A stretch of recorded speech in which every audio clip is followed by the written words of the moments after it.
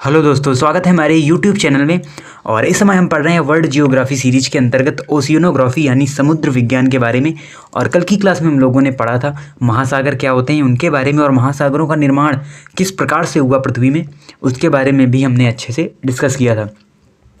और आज की क्लास में हम लोग पढ़ने वाले हैं कुछ और कॉन्सेप्ट समुद्र विज्ञान से रिलेटेड, ओशियनोग्राफी से रिलेटेड, जिनमें है खाड़ी क्या होती है, गल्फ क्या होती है, जलसंधि क्या होती है और सागर क्या होते हैं। क्योंकि कल तो हमने महासागर के बारे में पढ़ा था। इस प्रकार से हमारा कोर्स स्ट्रक्चर रहने वाला है। हमने पहले भी इसके बारे में डिस्कस किया है। तो जो नीले वाले यहाँ पर आपको टॉपिक दिख रहे हैं ये हम कंप्लीट कर चुके हैं। और आज की क्लास में हम लोग खाड़ी, गल्फ, बाइट, जलसंधि और समुद्र के बारे में पढ़ेंगे। क्या कुछ इनका कॉन्सेप्ट होता है उसके बारे में हम डिस्कस करेंगे आज की क्लास में।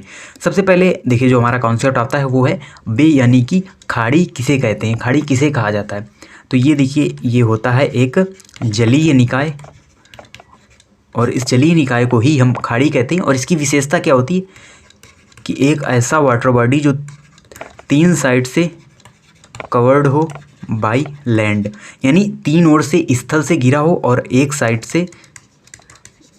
से वो वहाँ पर वाटर से जुड़ा हो, किसी सागर के भाग से। कोई ओशियन हो सकता है या कोई लेक हो सकती है, कोई भी वाटर बॉडी हो सकती है जिससे एक सिरा जुड़ा हो और 3 सिरे किससे जुड़े हों। और यहाँ पर 3 साइड्स जो यहाँ पर 3 साइड से कवर्ड हो, किसके द्वारा, लैंड के द्वारा। यानी आप ये देख सकते हैं जो हमारी बे ऑफ बंगाल है, यानी जो बंगाल की खाड़ी है, ये 3 ओर से स्थल से घिरी है, जिसमें एक और आपको भारत मिलेगा, इधर म्यांमार, ऊपर बांग्लादेश। 3 तरफ से तो ये स्थल से घिरी हुई है और एक तरफ से ये इंडियन ओशियन से जुड़ी हुई है।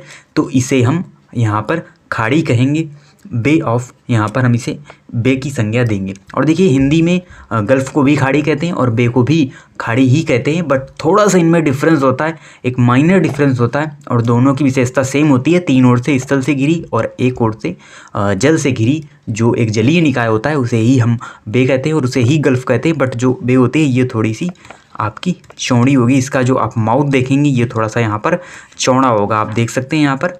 और अगर हम बात करें आगे गल्फ़ की और बाइट की, 2 और कॉन्सेप्ट हैं खाड़ी से जुड़े हुए ही। तो देखिए, जो गल्फ़ होती है ये होती है नैरो एंड डीप, यानी एक ऐसा जलीय निकाय जो 3 ओर से स्थल से घिरा है, एक ओर से जल से घिरा है, और उसके साथ ही साथ नैरो एंड डीप भी है, यानी सकरा और गहरा भी है। तो उसे हम गल्फ़ की संज्ञा देते हैं और गल्फ़ को हिंदी में खाड़ी ही कहते हैं। बट यही थोड़ा सा उनमें डिफरेंस होता है कि जो माउथ होता है खाड़ी का, बे का जो माउथ होता है वो थोड़ा सा चौड़ा होता है और गल्फ़ का नैरो होता है, यानी कि सकरा होता है। और गल्फ़ में एक नाम आता है पर्शियन गल्फ़ का, जिसे हम आगे इमेज के माध्यम से भी देखेंगे। तो पर्शियन गल्फ़ आप देखेंगे काफ़ी एक सक्रिय वाटर बॉडी है और इसीलिए इसे गल्फ़ की संज्ञा दी जाती है। उसके अलावा बात करें अगर हम बाइट की, तो बाइट का भी माउथ चौड़ा होता है और एक तरफ से ये यहाँ पर स्थल से घिरी हुई होती है। तो ये एक ही प्रकार के वर्ड हैं, वो बे हो, गल्फ़ हो या बाइट हो। और इमेज के माध्यम से हम इसे देख भी सकते हैं। ये देखिए, ये है पर्शियन गल्फ़। देखिए यहाँ पर एक नैरो एंड डीप ये एरिया है, इसका जो माउथ है वो देखिए कितना नैरो है, इसीलिए इसे गल्फ़ कहा जाता है। और वहीं पर अगर हम बात करें बे ऑफ बंगाल की, तो उसका माउथ थोड़ा सा ब्रॉड है, चौड़ा है, इसीलिए हम उसे एक खाड़ी की संज्ञा देते हैं। और इधर जो आप देख रहे हैं वेस्टर्न ऑस्ट्रेलिया और साउथ ऑस्ट्रेलिया के पास ये एक बाइट पाई जाती है, ग्रेट ऑस्ट्रेलियन बाइट। और ये जो बाइट होती है ये भी एक खाड़ी की तरह ही संरचना बनाती है, बट ये और भी ज़्यादा इसकी चौड़ाई होती है, खाड़ी से ज़्यादा भी इसका जो माउथ है वो चौड़ा होता है। तो फिर उसे हम बाइट की संज्ञा देते हैं। इसे हम क्या कहते हैं, इसे हम कहते हैं बाइट। तो ये सभी एक ही वर्ड है, बस थोड़ा सा इनमें माइनर डिफरेंस यही है जो आपको याद रखना है। बढ़ते हैं अगले डिफिनीसन की ओर। और अगली डिफिनीसन है यहाँ पर स्टेट की, यानी जल संधि, या इसे ही हम हिंदी में जल डमरू मध्य भी कहते हैं। तो इसकी डिफिनीसन क्या होती है, तो इसमें इसकी डिफिनीसन होती है स्टेट वो होती है जो 2 सागर को जोड़े, यानी सागर या महासागर कुछ भी यहाँ पर हो सकता है, और 2 स्थल भाग यहाँ पर अलग हों।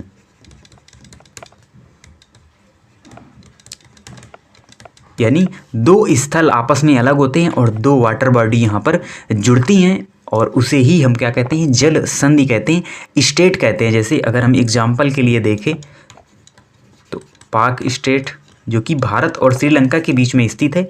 यहाँ पर दो समुद्र आपस में जुड़ते हैं और दो जो स्थल भाग है वो यहाँ पर अलग होते हैं। ये जो स्ट्रेट ऑफ जिब्राल्टर देख रहे हैं ये भी एक जल संधि है और देखिए यहाँ पर स्पेन और मोरक्को आपस में अलग हो रहे हैं और अटलांटिक ओशियन और इधर मेडिटेरियन सी आपस में यहाँ पर जुड़ रहे हैं। तो दो सागर या दो वाटर बॉडी को जोड़े और दो स्थल भाग को अलग करे, ऐसी संरचना को हम क्या कहते हैं? स्ट्रेट कहते हैं, जल संधि कहते हैं। ऐसे ही हिंदी में जल डमरू मध्य की संज्ञा भी दी जाती है। तो ये हमारी डिफिनीशन हो गई। अब हम देखते हैं सी, सागर या समुद्र जिसे हम कहते हैं वो किसे कहा जाता है। तो कल की क्लास में हमने पढ़ा था ओशियन के बारे में, पिछली क्लास में, जिसे हम महासागर कहते हैं, यानी एक लार्ज वाटर बॉडी को हम ओशियन कहते हैं, यानी कि महासागर की संज्ञा देते हैं। और उसी का छोटा रूप, यानी हम ये कह सकते हैं small size of ocean, small size of ocean is called sea, या जिसे हम सागर कहते हैं, समुद्र कहते हैं। ये उसी का एक छोटा रूप होता है, महासागर का ही छोटा रूप होता है क्या? समुद्र। और जो समुद्र होते हैं वो यहाँ पर लोकेटेड होते हैं, यानी ये यहाँ पर स्थित होंगे ओशियन के किनारे पर, यानी किसी महासागर के किनारे पर स्थित हो सकते हैं, या आंशिक रूप से या पूरी तरीके से, आंशिक रूप से या कंप्लीटली ये यहाँ पर सराउंडेड होंगे किसके द्वारा?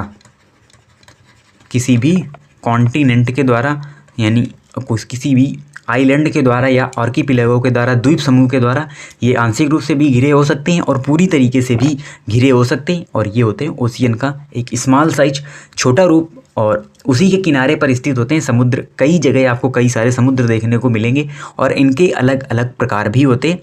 तो कुल मिलाकर यहाँ पर तीन प्रकार के सागर होते हैं, जिनके अलग अलग टाइप्स होते हैं। सभी टाइप्स के बारे में हम आपको यहाँ पर बताएंगे। तो सबसे पहले हम यहाँ पर बात करते हैं सीमांत सागर के बारे में। तो सीमांत सागर क्या होते हैं? इन्हें ही सीमांत सागर या आंशिक सागर भी कहा जाता है।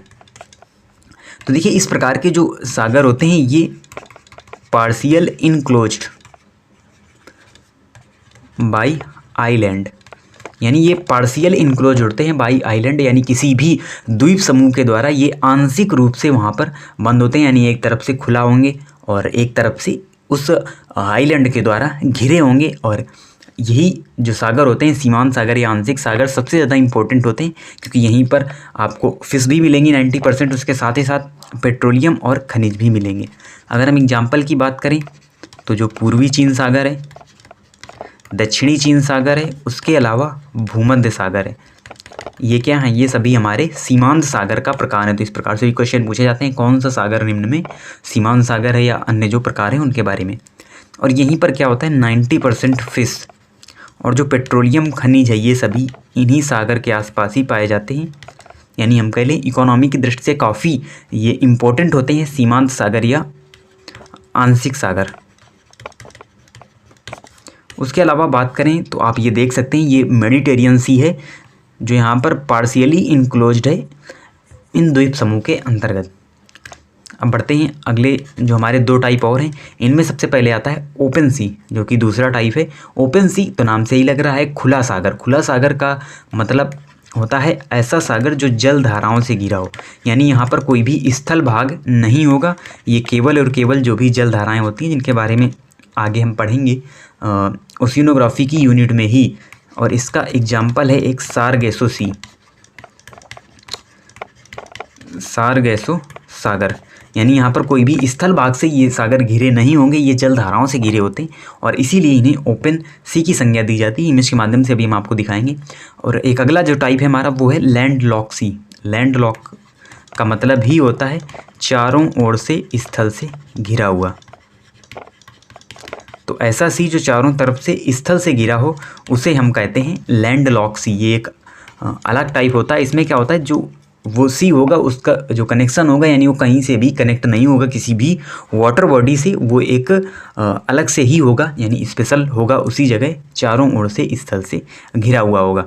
और इसके जो एग्जाम्पल हैं उसमें आता है आपका कैस्पियन सागर और अराल सागर। तो ये ऐसे सागर हैं जो पूरी तरीके से लैंड लॉक हैं, चारों तरफ से स्थल से घिरे हुए हैं और इमेज के माध्यम से भी हम इन्हें देख सकते हैं। तो ये आप देख लीजिए नॉर्थ अमेरिका और साउथ अमेरिका के इस वाले भाग में ऊपर स्थित है सारगेसो सी, जो कि एक ओपन सी है। और ओपन सी का मतलब ये देखिए चारों तरफ से यहाँ पर किसके द्वारा घिरा हुआ है, जल धाराओं के द्वारा घिरा हुआ है। ये जल धाराएँ ही हैं जिनके बारे में आगे हम पढ़ेंगे। तो इन्हीं के द्वारा घिरा हुआ भाग सार्गेसो सी, इसीलिए इसे हम ओपन सी की संज्ञा देते हैं। उसके अलावा फिर आप अगली इमेज में देख सकते हैं, ये है आपका लैंड लॉक सी। लैंड लॉक सी है यहाँ पर कैस्पियन सी। और ये देखिए चारों तरफ से कहीं पर भी ये वाटर बॉडी और किसी से यहाँ पर कनेक्ट नहीं होगी, किसी भी वाटर बॉडी से। ये पूरी तरीके से चारों तरफ से स्थल से घिरा हुआ पार्ट है और इसीलिए इसे लैंड लॉक सी की संज्ञा यहाँ पर दी जाती है। तो ये हमारे सागर के प्रकार थे कि कौन कौन से सागर होते हैं, कौन कौन से सी होते हैं। उसके अलावा अन्य कई सारी जो डिफिनीशन थी उनके बारे में भी हमने यहाँ पर आज की क्लास में पढ़ा। खाड़ी के बारे में, गल्फ़ क्या होती है, बाइट क्या होती है, जलसंधि क्या होती है, स्ट्रेट क्या होती है, और उसके साथ ही साथ सागर के कौन कौन से प्रकार होते हैं। तो एक होते हैं हमारे सीमांत सागर, आंशिक सागर, ओपन सी और लैंडलॉक सी। तो इन सभी के बारे में अच्छी तरीके से हमने आज की क्लास में कंप्लीट किया। और जो कल की क्लास होगी इसमें हम अगला टॉपिक डिस्कस करेंगे और छोटा सा ही ये टॉपिक होगा, यानी छोटा सा ही इस पर वीडियो होगा। समुद्र तल क्या होता है। आप कई जगह जाते होंगे, जब आप रेलवे स्टेशन में देखते होंगे कि इस स्टेशन की समुद्र तल से ऊंचाई इतने फीट इतने मीटर, तो आखिर ये कौन सा तल है जहाँ से ये लंबाई या ऊंचाई नापी जाती है किसी भी पर्टिकुलर प्लेस की। तो इन सभी के बारे में, इससे जुड़ा हुए कॉन्सेप्ट के बारे में कल विद इमेजेस हम डिस्कस करने वाले हैं। और इसी के साथ हम इसी प्रकार से क्रम से पूरी ओशियनोग्राफी को कवर करते हुए चलेंगे। आप इसी तरीके से चैनल से जुड़े रहिए। मिलते हैं आपसे नेक्स्ट वीडियो में, तब तक के लिए धन्यवाद।